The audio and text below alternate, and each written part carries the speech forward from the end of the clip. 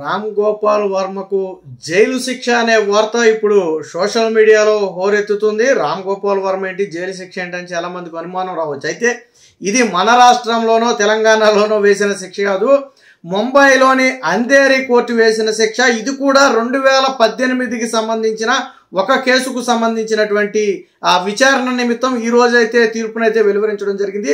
ఇక అసలు విషయాల్లోకి వెళ్తే ప్రముఖ దర్శకుడిగా అలాగే కాంట్రవర్సీ దర్శకుడిగా పేరున్నటువంటి రామ్ గోపాల్ వర్మ మీద 2018లో ముంబైలో ఒక వ్యక్తి గతంలో తన దగ్గర పనిచేసినటువంటి ఒక వ్యక్తి చెక్ బౌన్స్ కేసు అయితే వేయడం జరిగింది. దాదాపుగా 3,72,000 రూపాయలు సుమారు దానికి సంబంధించి చెక్ బౌన్స్ కేసు అయితే 2018లో వేయడం జరిగింది. సో అప్పటి నుంచి కూడా కేసు నడుస్తుంది. కానీ ఒక్కసారి కూడా రామ్ గోపాల్ వర్మ చెక్ బౌన్స్ కేసులో కోర్టుకి హాజరు కాకుండా కేవలం తన లాయర్ ద్వారానే కేసును ముందుకు నడుపుతూ కేసును సాగదీసే ప్రయత్నం చేస్తున్నారు.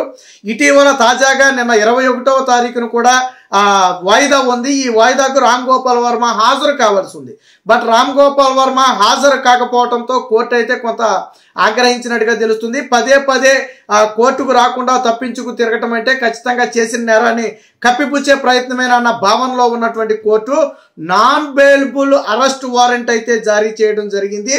దీంతో ఒక్కసారిగా ఎప్పుడైతే రామ్ గోపాల్ వర్మకు ముంబైలోని Andheri court non bailable warrant జారీ చేసిందని తెలిసిందో ఒక్కసారిగా ఇది 2 తెలుగు రాష్ట్రాల్లో కూడా సంచలన విషయంగా మారింది. 20 రోజుల్లోనో 3 నెలల సమయంలో ఏదైతే ఈ బాధిత వ్యక్తి ఉన్నాడో దాదాపు 3.5 లక్షల సుమారు ఉందో అది చెల్లించాలి. లేని పక్షంలో మరొక 3 నెలలు అదనంగా జైలు శిక్ష అనుభవించాల్సి ఉంటుందని చెప్పి కూడా ముంబై అంధేరి కోర్టు అయితే చెప్పడం జరిగింది. అయితే రామ్ గోపాల్ వర్మకు చెక్ బౌన్స్ కేసులు లేకపోతే ఇతర కేసులు కొత్త ఏం కాదు. నేను మొదట్లోనే చెప్పా, కాంట్రవర్సీలకి కేర్ ఆఫ్ అడ్రస్గా ఉన్నటువంటి వ్యక్తి రామ్ గోపాల్ వర్మ వ్యక్తి. తన చేతల ద్వారా కానివ్వండి, మాటల ద్వారా కానివ్వండి, తీసే సినిమాల ద్వారా కానివ్వండి, సమాజంలో ఎప్పుడూ కొంత కాంట్రవర్సీ క్రియేట్ చేస్తుంటాడు. ఇటీవల కాలంలో పొలిటికల్గా జగన్మోహన్ రెడ్డికి వన్ సైడ్ సపోర్ట్ చేయడం కోసం టీడీపీని ముఖ్యంగా నారా లోకేష్, చంద్రబాబు, పవన్ కళ్యాణ్ వీళ్ళ ముగ్గురిని ఇబ్బంది పెడుతూ వారిని ఒక తక్కువ చేసి చూపే విధంగా సినిమాలు తీశాడు. దీనికి సంబంధించి అనేక కోర్టు కేసులు కూడా నడిచాయి. సరే, కొన్ని థియేటర్లో విడుదల చేయడం కుదరకపోతే ఓటీటీల్లోనూ యూట్యూబ్లో విడుదల చేసేయడం కూడా అది వేరే విషయం. అంటే కాంట్రవర్సీలకు కేర్ ఆఫ్ అడ్రస్ అని ఎందుకన్నామంటే ఇటీవల ఆంధ్ర పాలిటిక్స్లో ప్రధానంగా రామ్ గోపాల్ వర్మ ఇన్వాల్వ్ అయి ఉన్నాడు. దీంతో ఆల్రెడీ నారా లోకేష్ మీద చాలా తీవ్రమైన ఎలిగేషన్ చేయడం కానివ్వండి, లేదా నారా లోకేష్ని కించపరుస్తూ పెట్టడం కానివ్వండి. అంతేందుకు కూటమి ప్రభుత్వం వచ్చిన తర్వాత కూడా రామ్ గోపాల్ వర్మ మీద అనేక ప్రాంతాల్లో కేసులు నమోదయ్యాయి. పోలీసులు నోటీసులు ఇచ్చారు, విచారణ కూడా రమ్మన్నారు. స్టిల్ ఆన్ గోయింగ్ నడుస్తూ ఉన్నాయి కేసులు. ఎందుకని గతంలో లోకేష్ని, పవన్ కళ్యాణ్ని, చంద్రబాబుని ఫోటోలు ఫేసులు మార్పింగ్ చేసి పోస్ట్ చేయటం, వారిని కించపరిచే విధంగా వ్యాఖ్యలు రాయటం, ఏదో గేదెలు దున్నపోతులు బొమ్మలకు వీళ్ళ తలకాయలు పెట్టి వీళ్ళని కించపరచడం. సో అప్పుడు జగన్మోహన్ రెడ్డి అధికారంలో ఉన్నాడు కాబట్టి ఎవరికి ఏం చేయలేరనే నమ్మకంతో జగన్మోహన్ రెడ్డిని అండ చూసుకుని రెచ్చిపోయాడు. ఇప్పుడు కూటమి ప్రభుత్వం వచ్చిన తర్వాత వాటి మీద అభిమానులు కేసులు పెట్టడం జరిగింది. ఆ కేసులు నడుస్తూనే ఉన్నాయి. అయితే ఈ కేసులతో పాటు రామ్ గోపాల్ వర్మ మీద గతంలో కూడా కొన్ని చెక్ బౌన్సులు కేసులు ఉన్నాయని చెప్పి వార్తలు అయితే వస్తున్నాయి. బట్ ఏది కూడా లీగల్గా ఇప్పటి వరకు దొరకలా. ఏదో కోర్టుకి కేసు వెళ్ళిన తర్వాత సంధి చేసుకోవటమో, లేదా పొలిటికల్గా ఇన్ఫ్లుయెన్స్ ఉపయోగించి తప్పించుకోవడమో, లేదా లీగల్గా ఉన్న లూప్ హోల్స్ని అడ్డం పెట్టుకుని తప్పించుకోవడం. మొత్తానికి రామ్ గోపాల్ వర్మ అయితే శిక్ష పడకుండా తప్పించుకు తిరుగుతున్నాడు. కానీ బట్ అంధేరి కోర్టు దగ్గర మాత్రం దొరికిపోయాడు. ఎందుకంటే 2018లో ఈ కేసు నమోదు చేస్తే ఆ రోజు నుంచి ఈ రోజుకి చెక్ బౌన్స్ కేసు నడుస్తూ ఉంటే దాదాపుగా ఇదొక 5 అదొక 2 దాదాపు 7 ఏళ్ల నుంచి కేసు నడుస్తూ ఉంటే ఒక్కసారి కూడా రామ్ గోపాల్ వర్మ విచారణకు హాజరు కాల. ఎందుకు హాజరుగాల? పదే పదే వాయిదాలను తీసుకుంటున్నారు. అంటే కేసుని ముగింపుకు రానివ్వటం లేదు. చెక్ బౌన్స్ అనేది క్లారిటీగా ఉంది. ఈయన ఇచ్చాడు, అందులో అమౌంట్ లేదు, చెక్ అయితే బౌన్స్ అయింది. సో ఈ విషయంలో అంధేరి కోర్టు అయితే తీవ్ర ఆగ్రహం వ్యక్తం చేస్తూ ఇమీడియట్గా వాస్తవానికి రామ్ గోపాల్ వర్మ తరపు లాయరు మరొక వాయిదా అడిగే ప్రయత్నం చేస్తే ఆగ్రహించినటువంటి కోర్టు ఇమీడియట్గా నాన్ బెయిలబుల్ వారెంట్ జారీ చేస్తూ ఇమీడియట్గా అరెస్ట్ చేసి తీసుకురావాలని పోలీసులను అయితే ఆదేశించినట్టుగా తెలుస్తుంది. దీంతో రామ్ గోపాల్ వర్మ అరెస్టు తప్పకపోవచ్చు. ఇక ఇదే సమయంలో 3 నెలల గడువు ఏదైతే ఈ చెక్ బౌన్స్ కేసులో చెల్లించాల్సిన నష్టపరిహారం ఉందో దీనిని 3 నెలల గడువులోపు చెల్లించని పక్షంలో మరొక 3 నెలలు అదనపు జైలు శిక్ష రామ్ గోపాల్ వర్మ అనుభవించాల్సి ఉంటుంది అని చెప్పి కూడా కోర్టు అయితే హెచ్చరించడం జరిగింది. మరి రామ్ గోపాల్ వర్మ కానీ రామ్ గోపాల్ వర్మ తరపున వేరొకరు కానీ ఇప్పటి వరకు దీని మీద ఎవరు కూడా స్పందించలేదు. అయితే రామ్ గోపాల్ వర్మ ఇది నా దగ్గర పనిచేసిన ఒక మాజీ ఉద్యోగికి సంబంధించినటువంటి కేసు, అది కూడా చెక్ బౌన్స్ కేసు, దీనికి రాజకీయాలకు సంబంధం లేదు.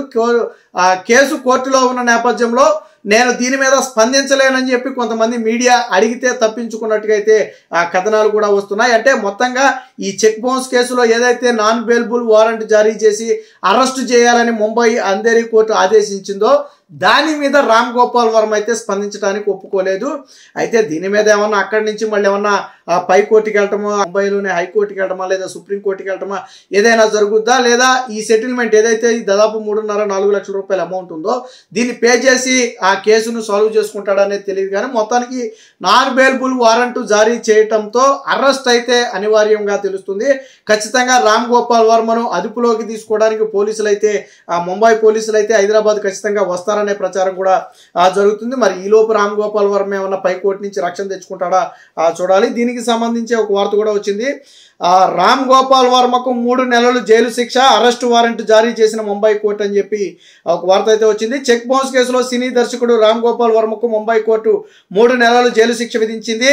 ఆయనపై నాన్ బెయిలబుల్ అరెస్ట్ వారెంట్ జారీ చేసింది. తీర్పు వెలువడిన నాటి నుంచి 3 నెలల్లో ఫిర్యాదుదారుడికి 3,72,219 రూపాయలు నష్టపరిహారం చెల్లించాలని ముంబై అంధేరి మెజిస్ట్రేట్ కోర్టు ఆదేశించింది. హార్డ్ డిస్క్లను సరఫరా చేసే సంస్థకు చెందిన వ్యక్తి 2018లో రామ్ గోపాల్ వర్మకు చెందిన కంపెనీపై చెక్ బౌన్స్ కేసు అయితే దాఖలు చేశారు. 2022 ఏప్రిల్లో 5,000 రూపాయల పూచీకత్తుతో కోర్టు వర్మకైతే బెయిల్ మంజూరు చేసింది. వాస్తవానికి దీనికి సంబంధించి 2022లో రామ్ గోపాల్ వర్మకు బెయిల్ మంజూరు చేసింది. అంటే కేసు నడుస్తుండగానే రామ్ గోపాల్ వర్మను అరెస్ట్ చేయకుండా ఒక రకంగా ఉపశమనం కల్పించింది 2022లో. బట్ ఆ రోజు నుంచి కూడా రామ్ గోపాల్ వర్మ కోర్టుకు అయితే హాజరు కాలేదు. ఇది హార్డ్ డిస్క్లు సరఫరా చేసే ఒక సంస్థ వేసినటువంటి కేసు. బహుశా ఆ వ్యక్తి గతంలో రామ్ గోపాల్ వర్మ దగ్గర ఎంప్లాయ్ అయి ఉండొచ్చు. అయితే అంధేరి కోర్టు తీర్పుపై స్పందిస్తూ ఇది 7 ఏళ్ల క్రితం జరిగిన విషయం. నా మాజీ ఉద్యోగికి సంబంధించిన 2.38 లక్షల చెక్ బౌన్స్ కేసు ప్రస్తుతం కోర్టులో ఉంది కాబట్టి నేనేమి మాట్లాడలేనని మీడియాతో రామ్ గోపాల్ వర్మ చెప్పినట్టుగా తెలుస్తుంది. మొత్తానికి రాష్ట్రంలో పెట్టినటువంటి కేసుల నుంచి రామ్ గోపాల్ వర్మ తప్పించుకోగలిగాడు. కానీ ఈ ముంబైలోని ఏదైతే చెక్ బౌన్స్ కేసు ఉందో ఆ కేసు నుంచి తప్పించుకోలేకపోయాడు. కర్మ ఎవరిని ఊరికనే వదిలిపెట్టదు. ఇక్కడ తప్పించుకున్నా అక్కడ తప్పించుకోలేకపోయాడని ఇప్పుడు సోషల్ మీడియాలో అయితే ప్రచారం అయితే సాగుతుంది. బట్ ఎప్పుడైతే రామ్ గోపాల్ వర్మ అరెస్టుకు సంబంధించి ఒక న్యూస్ వచ్చిందో ఇది 2 తెలుగు రాష్ట్రాల్లో కూడా కొంచెం సంచలనంగా మారింది. మరి ముంబై పోలీసులు ఎప్పుడు అరెస్టు చేస్తారు, రామ్ గోపాల్ వర్మను ఎప్పుడు జైలుకు తరలిస్తారనే దాని మీద అయితే ఒక తీవ్ర సందిగ్ధత అయితే ఉంది. మరి జైలుకు రామ్ గోపాల్ వర్మ సహకరిస్తాడా లేదా అబ్స్కాండ్ అయిపోయి పై కోర్టుని ఆశ్రయించి తప్పించుకుని తిరుగుతాడనేది తెలియాలంటే మాత్రం వేచి చూడాలి.